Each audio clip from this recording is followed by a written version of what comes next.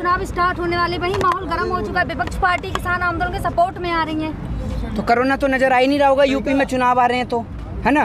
Corona का तो ऐसा ठीकरा फोड़ रखा है, 2 दिन कोरोना सड़क पे निकलता है, शनिवार और रविवार को उत्तर प्रदेश में। बाकी के 4 दिन 5 दिन लापता रहता है, खो जाता है वो। बाकी 2 दिन निकलेगा। जैसे कोरोना ने इनको फोन करके कह रखा मुख्यमंत्री को, 4 दिन तुम निकल लो बाहर, 2 दिन मैं निकल लूंगा। ऐसे इनके कोरोना से संपर्क हैं। रात को 8 बजे के बाद बंद, दुकानें सब बंद। जैसे 8 बजे के बाद कोरोना आपको फ़ोन करके निकल रहा है। आपने देश की जनता के साथ में पता नहीं क्या खिलवाड़ कर रखा है। अस्पतालों में आपके पास सुविधा है नहीं, और बहुत हुई महंगाई की मार। अब की बार माफ़ कर दे यार, सीधी सी बात है। आप ये कह रहे माफ कर दे, वहीं बीजेपी के इतने अच्छे काम है। गोरखपुर के लोग कहते हैं योगी जी को ही वोट हम देंगे चाहे कुछ हो जाए। आप गोरखपुर कब होके आई? गोरखपुर के लोग कहते हैं। क्यों गोरखपुर के लोगों से आप कब होके आई है बताइए ना। कौन सा न्यूज़ चैनल का सर्वे दिखा रहा है गोरखपुर के लोग कह रहे हैं, बताइए। भारत का है आर भारत की तो आप बात ही क्या कर रहे हैं। आर भारत ही देखती हैं क्या आप? हैं आप आर भारत ही देखती हैं और कोई चैनल नहीं देखती? मैं तो नहीं देखता जी, मैं तो देखता ही नहीं हूँ इन जैसे चैनलों को, जो बिकाऊ चैनल हैं, जो 24 घंटे मोदी मोदी मोदी मोदी करते रहते हैं। हर बात के लिए नेहरू जिम्मेदार, हर बात के लिए गांधी जिम्मेदार, हर बात के लिए कोई जिम्मेदार। मतलब 133 करोड़ जनता ने जिसको वोट दिया वो किसी बात के लिए जिम्मेदार नहीं है। नरेंद्र मोदी किसी बात के लिए जिम्मेदार नहीं है। इन्हों का एक वादा था, साहब कहते थे 2022 तक देश में कोई गरीब नहीं बचेगा। तो भैया जो 80 करोड़ लोग जिन्हें आप कह रहे हैं कि 5 किलो गेहूं और 1 किलो चना दे रहे हैं, ये अमेरिका वालों को दे रहे हैं, जापान वालों को दे रहे हैं। अब तो 2022 चल रहा है, गरीबी गरीबी है, पूरे देश को ही गरीब बना दिया आपने। तो मिल तो रहे हैं, 5 किलो राशन फ्री मिल रहा है लोगों को। आपके कान में रुई लग रही है, आपको सुनाई नहीं देता। मैंने क्या बोला है? मोदी जी ने बोला था 2022 तक देश में कोई गरीब नहीं बचेगा। ठीक है, अब तो 2022 आ गया और एक और इनकी सरकार कह रही है कि हम 80 करोड़ परिवार को 5 किलो गेहूं और 1 किलो चना दे रहे हैं। तो ये कौन से गरीबों को दे रहे हैं आप? जब 2022 आ गया आपने कहा कोई गरीब ही नहीं बचा। पूरे देश को इन लोगों ने गरीब बना दिया, पूरे देश को सड़क पे ला दिया, किसान को सड़क पे ला दिया, देश के युवाओं को सड़क पे ला दिया। अब किसको सड़क पे लाना बाकी है आपको? सड़क पे अब आने की बारी है देश के अंदर देश के नेताओं की। और देश की जनता, देश की 133 करोड़ जनता अपने वोट से, अपने लोकतांत्रिक अधिकार से इनको सड़क पे लाने का काम करेगी। बीजेपी के कुछ नुमाइंदे ये कहते हैं यूपी में कोई काम नहीं छोड़ा जो किया जाए। ये बता दीजिए, बीजेपी के जो नुमाइंदे कह रहे हैं ना, उन नुमाइंदों को आप समझाइए। नुमाइंदे नहीं, वो नमूने हैं। उन नमूनों को आप समझाइए कि यूपी में आप ये बताइए कि काम ही क्या किया है, नाम बदलने के अलावा। 100 नंबर को 112 कर दिया। वो भी तो काम है ना, नाम बदलने भी तो काम है। काम है तो आपका नाम बदल दूं? ये आप एक काम करिए ना, आप सारा काम छोड़ दीजिए। सुबह आप अपने पापा से रोज उठ के यूँ कहते करिए आपका नाम ही बदल दें। वही काम है, खाने कमाने की तो कोई जरूरत है ही नहीं, नाम ही बदलते रहो फिर, है नहीं है? यही काम करवा दें पूरे देश में, सीएम से, प्रधानमंत्री से। अब वोट इसी नाम पे मांगा जाएगा कि किसने ज्यादा नाम बदले। नाम बदलने का, सुनिए, नाम बदलने का इतना ही शौक था तो पंडित बन जाते आप, नामकरण ही करते रहते। बताइए ना, नाम बदलना काम है तो। गड्ढा मुक्त सड़कें दे दी हैं आपको। गड्ढा मुक्त सड़कें नहीं, गड्ढे में ही सड़कें दे दी हैं। सड़कें तो नजर ही नहीं आती, गड्ढे ही गड्ढे नजर आते हैं।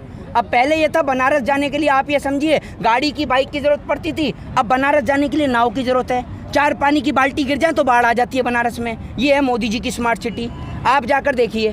भाई मोदी जी बनारस में गए थे रैली में, उन्होंने कहा फिर गंगा माँ ने मुझे बुलाया है। आपको कोई नहीं बुला रहा, कोई नहीं बुला रहा आपको देश में। आप तो माफ़ कर दीजिए, कभी कहते हैं माँ गंगा बुला रही हैं, कभी कहते हैं माँ जमुना बुला रही हैं, कभी माँ गोदावरी बुला रही हैं, कभी माँ सरस्वती बुला रही हैं। आपको कोई नहीं बुला रहा।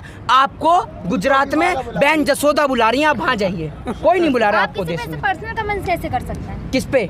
प्रधानमंत्री जी। आप जब देश के किसान पे पर्सनल कमेंट कर रहे हैं, आतंकवादी हैं, ये टेररिस्ट हैं, ये मवाली हैं, आपका एक बताइए इन्होंने कहाँ हमला करा?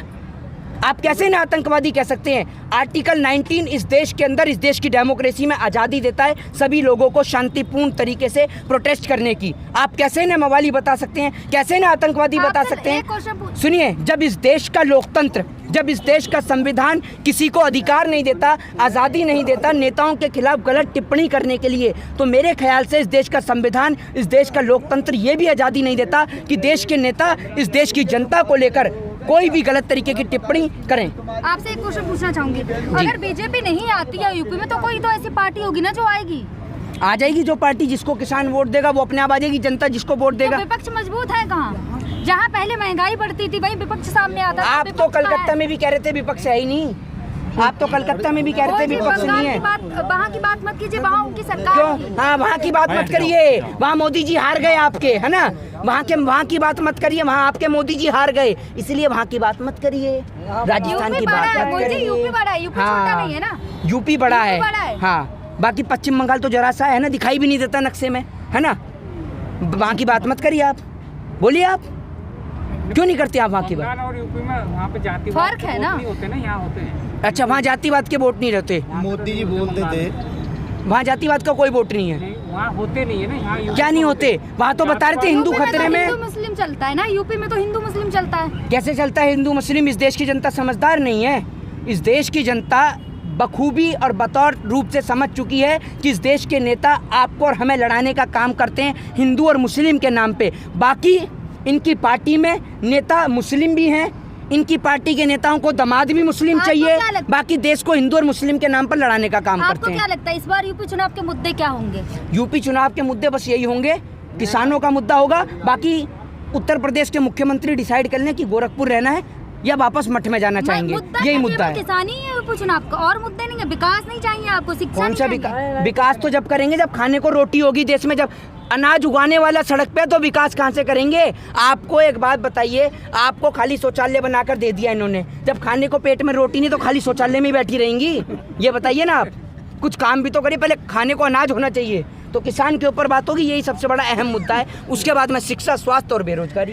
अभी तो मोदी जी इतना तारीफ करके ये योगी जी। हाँ, आपकी भी तो तारीफ करते हैं मोदी जी, आप ही लोग सुनते हैं मोदी जी की तारीफ, और मोदी जी आप ही की तारीफ सुनाते हैं, क्योंकि आप लोगों का तो काम ही यही है मोदी जी को सुनना 24 घंटे। किसान को आप सुनते नहीं है, किसान को लेकर तो आप कहते हैं मेरे को सुनाई नहीं दे रहा। तो आप पतंजलि की कान में आई ड्रॉप डालिए और सुनिए बखूबी तौर पर किसान की आवाज़ को।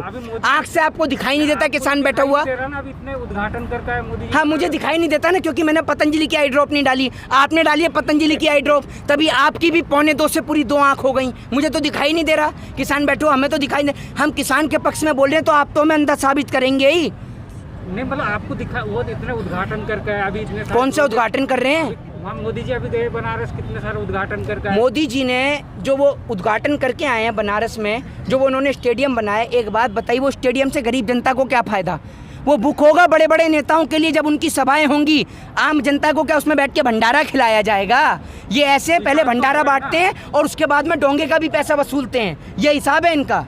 विकास ही तो हो रहा, मंत्रिमंडल बदल रहा है। विकास ही हो रहा है ना। काय का विकास हो रहा है? क्या भला हो रहा है? अरे भैया, इनके विकास की आड़ में उत्तर प्रदेश में 1 करोड़ से ज्यादा विकास पैदा हो गए, लेकिन इन भाजपा वालों का विकास नजर नहीं आया। कहाँ है विकास, समझ रहे हैं? और उत्तर प्रदेश के मुख्यमंत्री का बस नहीं चल रहा, वरना ये क्या करें, सभी ये घोषणा कर दें उत्तर प्रदेश में जितने भी बच्चे पैदा होंगे उनका नाम विकास ही धरा जाएगा। फिर जहाँ देख लो हर घर में विकास ही दिखेगा आपको, हर घर में विकास। कानून भी लाए, जनसंख्या नियंत्रण का कानून भी तो लाए हैं। जनसंख्या नियंत्रण का कानून भी तो आ गया। जनसंख्या नियंत्रण कानून पे आपके पास क्या स्टडी है?